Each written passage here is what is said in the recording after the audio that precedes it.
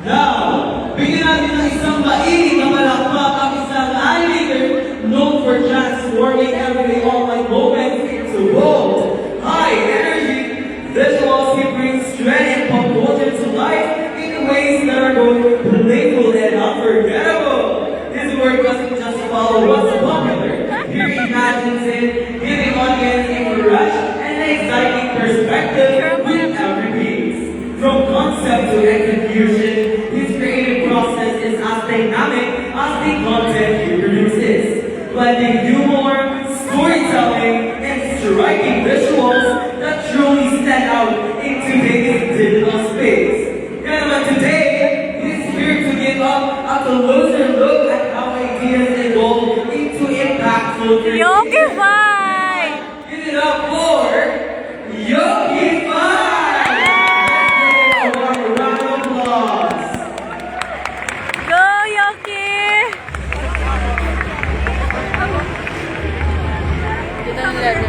Yes! Yoki na yan! Si Ikoy!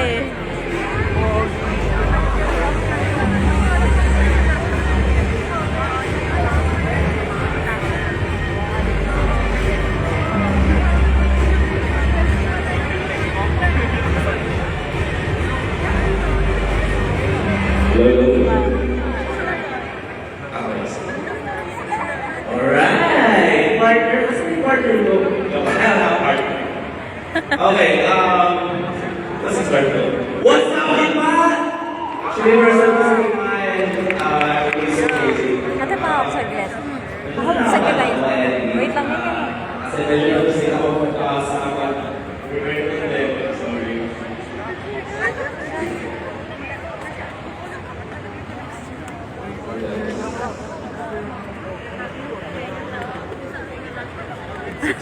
Galing ni Koy talaga.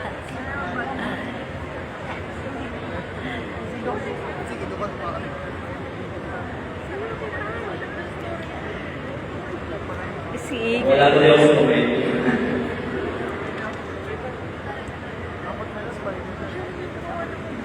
Yes!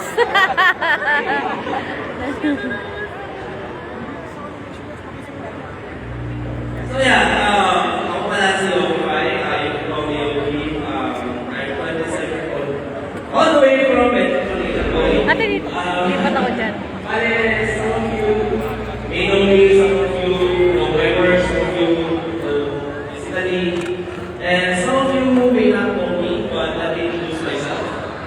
Ako po yung, ang ginagawa ko sa social media is puro malokohan lang and make animation videos based on pop cultures.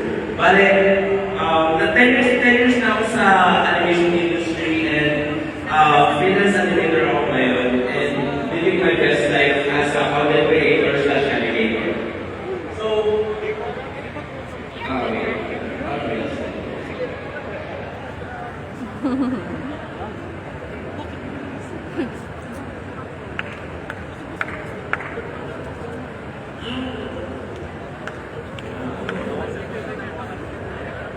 So before, nag-work ako as animator for a couple of studios.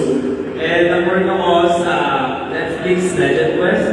If familiar kayo, Astro, My Little Pony, Season 7 and Season 8. And Equestrian Girl, Season 1 and Season 2. First One, Donut DreamWorks. The Mighty Ones, na Hulu. That's the Hienas, I think Netflix or Hulu. And The Proud Family and Nasty, my brand na Yogi Five. So,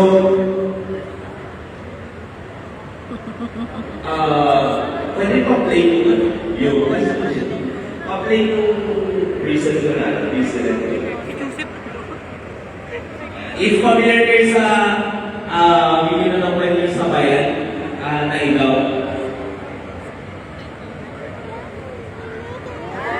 Precious, ikaw yung shoplift. You are the broadcasting on CCTV. Oh my God, no way. I cannot see this anymore. No way. Mama, so you're gonna press it. Sa medyo.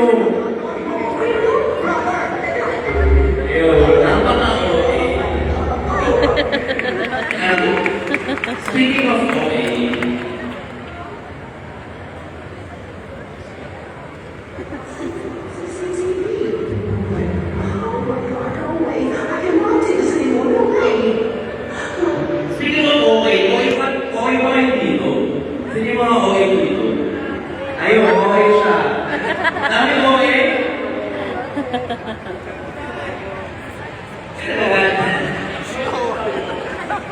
Sila ko ay exaggeration.